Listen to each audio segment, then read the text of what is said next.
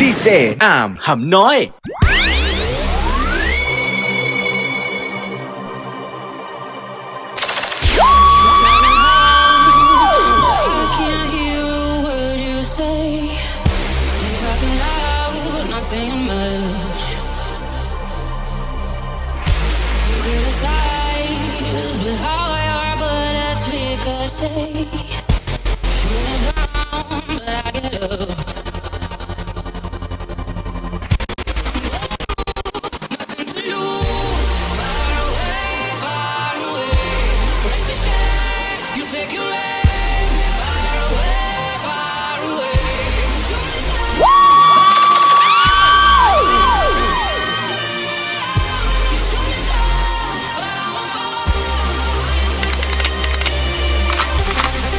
มีเงินเยอะอาจจะไม่ได้มีความสุขเต็มร้อยแต่มีเงินน้อยทุก100%บ่ายวัยรุ่น TNT ให้หมดได้แต่ความเสียใจบ่ายวัยรุ่น TNT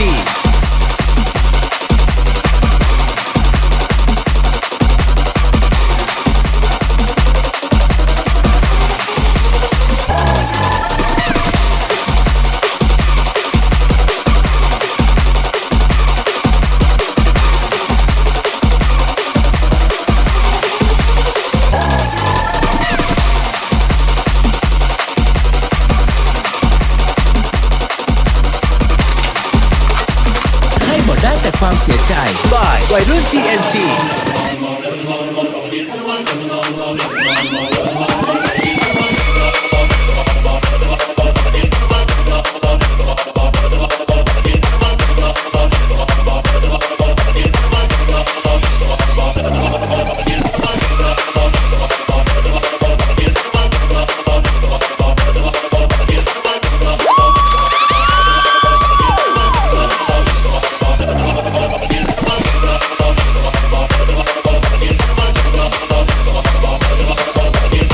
เงินเยอะอาจจะไม่ได้มีความสุขเต็มร้อยแต่มีเงินน้อยทุก100%บ่ายวัยรุ่น TNT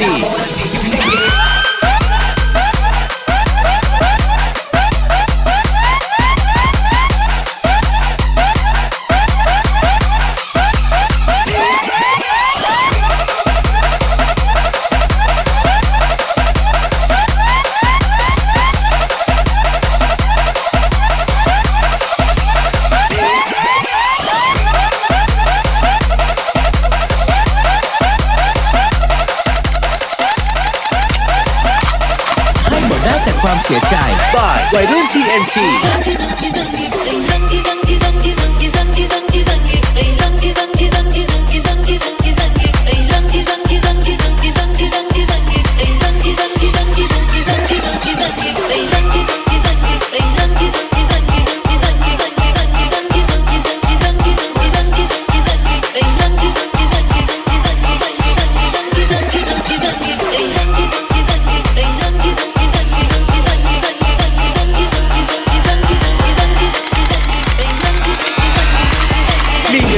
อาจจะไม่ได้มีความสุขเต็มร้อยแต่มีเงินน้อยทุก100%บ่ายวัยรุ่น TNT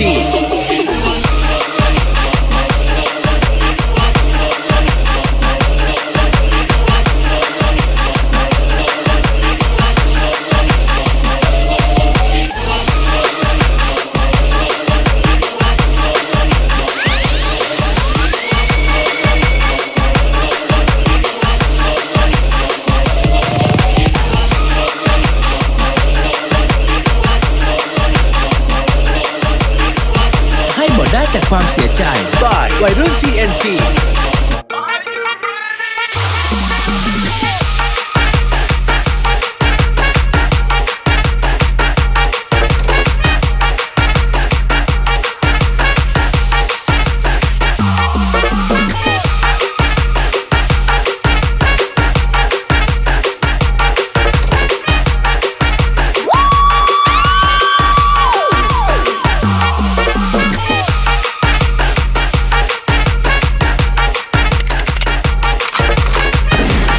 เยอะอาจจะไม่ได้มีความสุขเต็มร้อยแต่มีเงินน้อยทุก100%บ่ายวัยรุ่น TNT ใ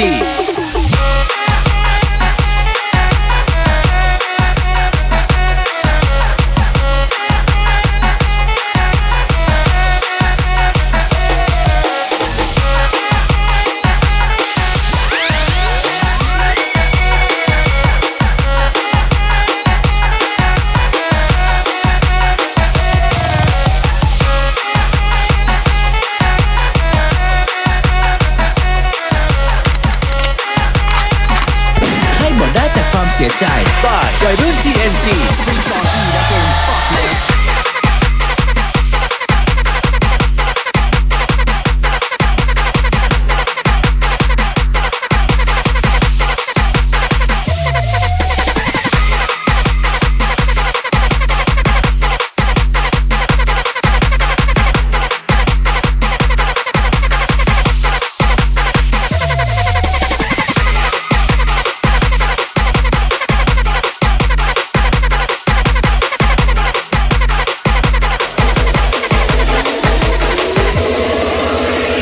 บ่ได้แต่ความเสียใจ by วัยรุ่น TNT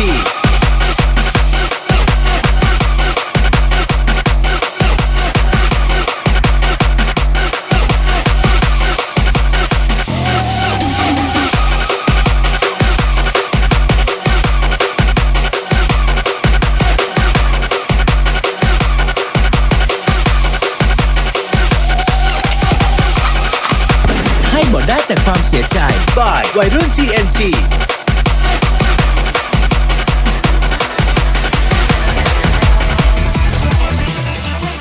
มีเงินเยอะอาจจะไม่ได้มีความสุขเต็มร้อยแต่มีเงินน้อยทุก100% by วัยรุ่น TNT ให้บ่ได้แต่ความเสียใจ by วัยรุ่น TNT हर हर शंकर जय जय शंकर हर हर शंकर जय जय शंकर हर हर शंकर ให้บ่ได้แต่ความเสียใจ by วัยรุ่น TNT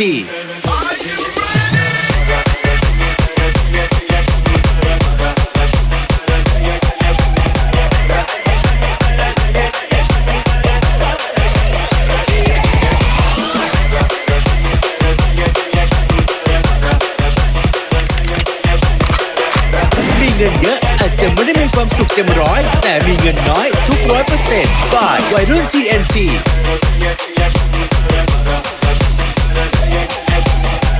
มีเงินเยอะอาจจะไม่ได้มีความสุขเต็มร้อยแต่มีเงินน้อยทุก100% by วัยรุ่น TNT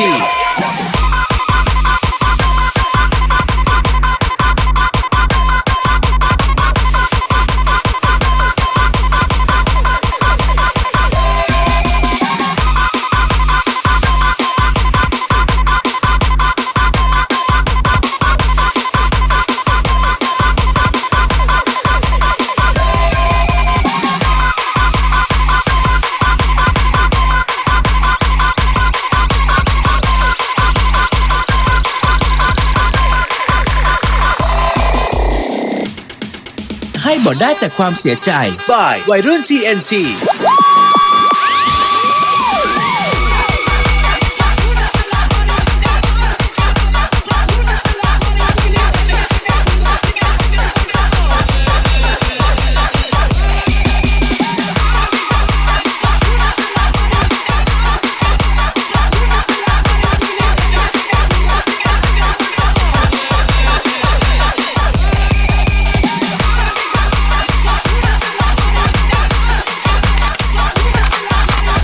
มีเงินเยอะอาจจะไม่ได้มีความสุขเต็มร้อยแต่มีเงินน้อยทุก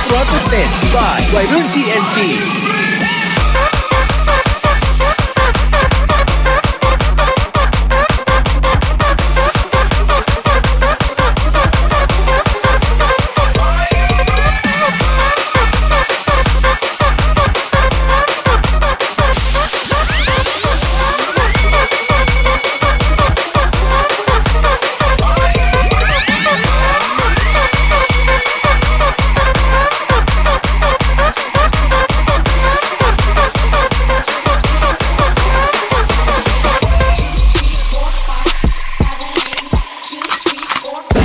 ให้บ่ได้แต่ความเสียใจ by วัยรุ่น TNT มีเงินเยอะอาจจะไม่ได้มีความสุขเต็มร้อยแต่มีเงินน้อยทุก100% by วัยรุ่น TNT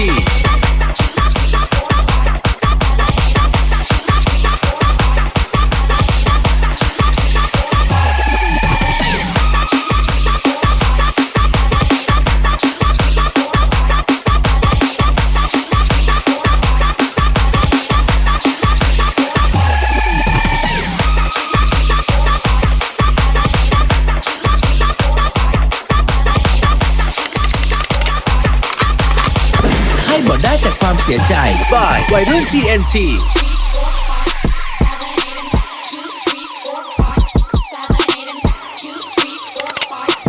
บอกได้แต่ความเสียใจ by วัยรุ่น TNT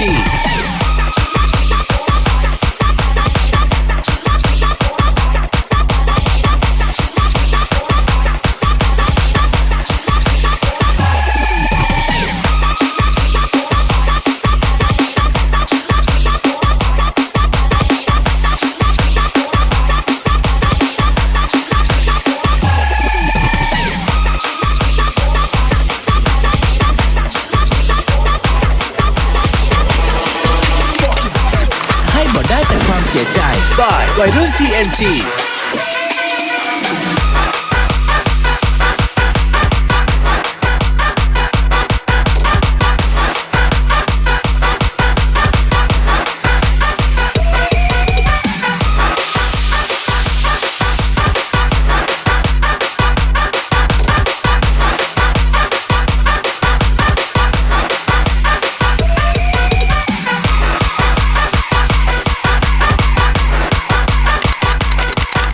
มีเงินเยอะอาจจะไม่ได้มีความสุขเต็มร้อยแต่มีเงินน้อยทุก100% by วัยรุ่น TNT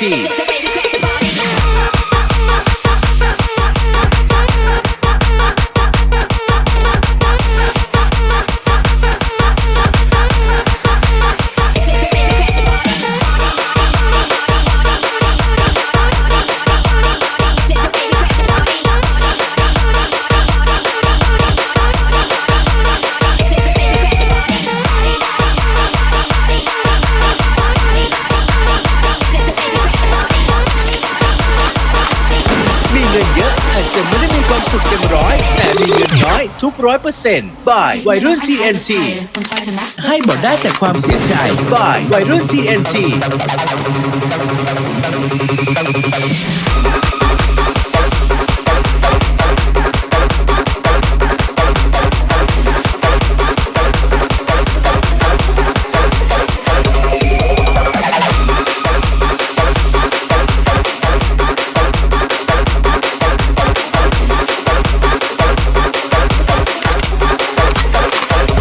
หมดได้แต่ความเสียใจ by วัยรุ่น TNT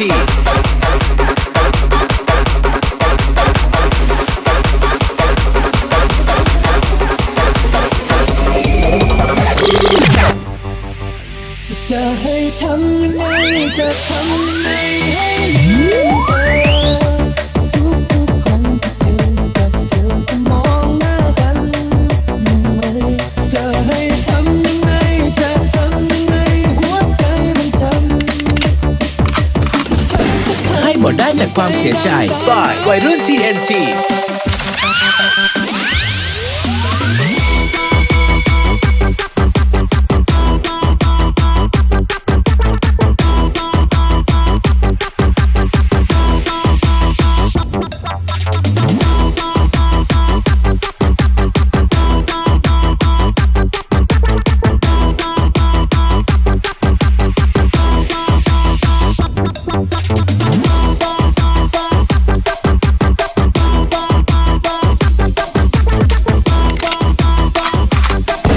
หมดได้แต่ความเสียใจ by วัยรุ่น TNT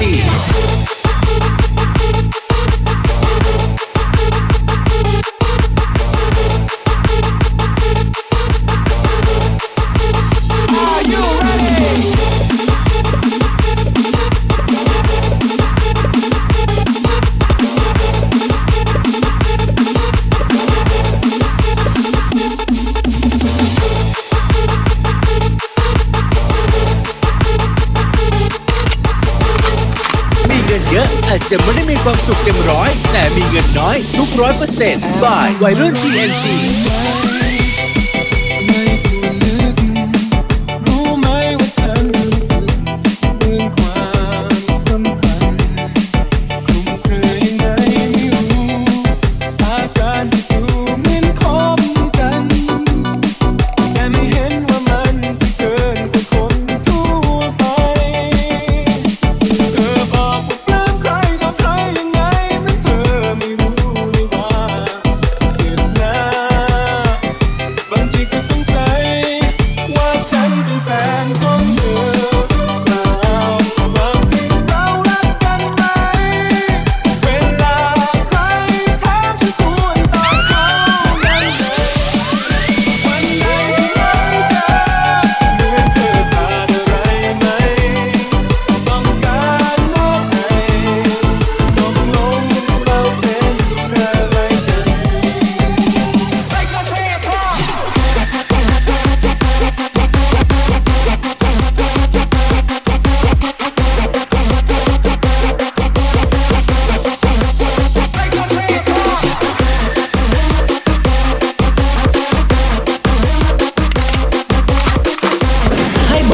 ความเสียใจ by วัยรุ่น TNT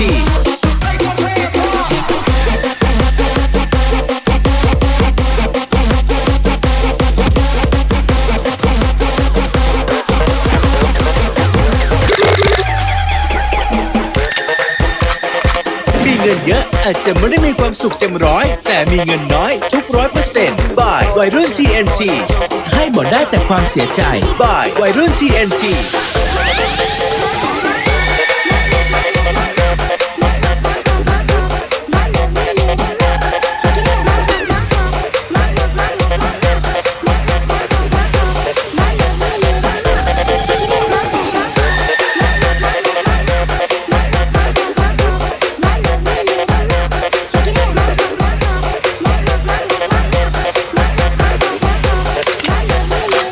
ให้หมดได้แต่ความเสียใจ by วัยรุ่น TNT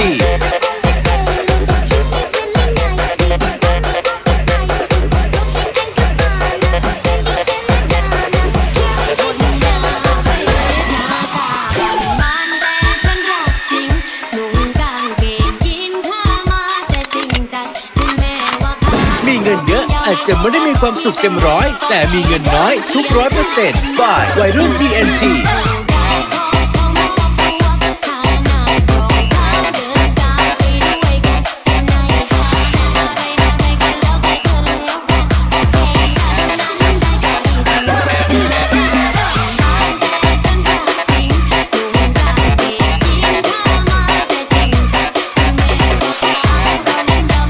ให้บ่ได้แต่ความเสียใจ by วัยรุ่น TNT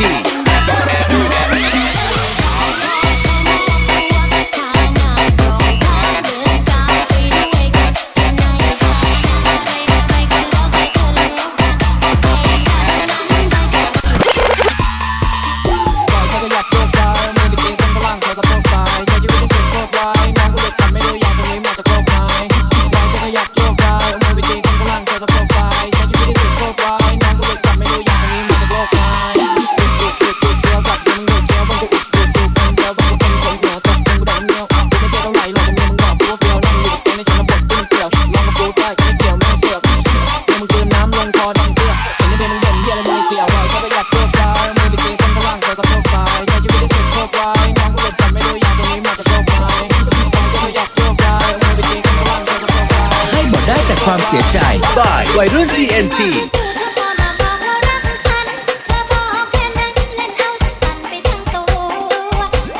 DJ อามหำน้อย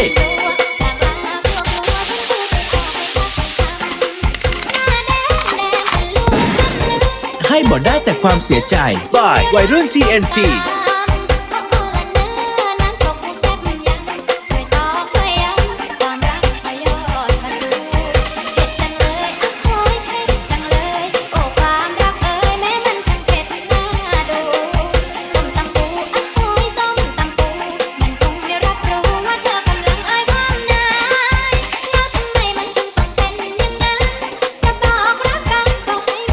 มีเงินเยอะอาจจะไม่ได้มีความสุขเต็มร้อยแต่มีเงินน้อยทุก100% by วัยรุ่น TNT ให้บ่ได้แต่ความเสียใจ by วัยรุ่น TNT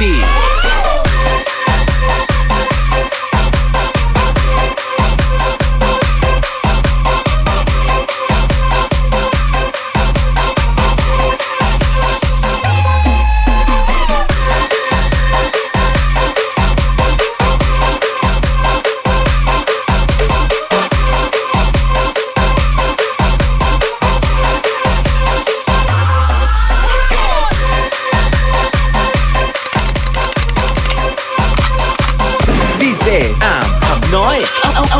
เอาหีมาดม You are listening to DJ อ้าวนะจ๊ะ